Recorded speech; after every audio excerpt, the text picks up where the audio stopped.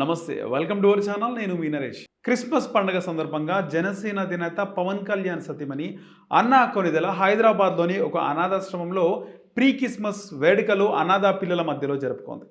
హైదరాబాద్లోని స్వర్ణపూలి colony Navodaya home for చిల్డ్రన్లో చిన్నారుల నడుమ కేక్ కట్ చేసి క్రిస్మస్ సంబరాలు జరుపుకుంది. ఇక అనంతరం ఆ తర్వాత అక్కడ అనాథాశ్రమంలో పిల్లల విద్యాబుద్ధులు అడిగి తెలుసుకుంది. వాళ్లకు కావలసిన నిత్యావసర సరుకులను అందించారు అన్నా కొనిదెల. పవన్ కళ్యాణ్ కూడా ఏదైనా చిన్నారులు ఆపదలో ఉన్నారంటే వాళ్ళకు సహాయం చేయడం ఆయనకు ఎప్పటి నుంచో ఉన్నటువంటి ఒక గుణం. ఆయన రాజకీయాల్లోకి రాకముందు నుంచి కూడా చదువుకునే పిల్లలకు అనాథలకు ఆయన ఎప్పుడూ సహాయం చేస్తుంటారు. ఈ క్రమంలోనే అన్నా కొనిదెల కూడా క్రిస్మస్ సందర్భంగా అనాథాశ్రమంలో ఆమె క్రిస్మస్ వేడుకలు జరుపుకోవడం చాలా మంచి పరిణామంగా చెప్పుకోవచ్చు.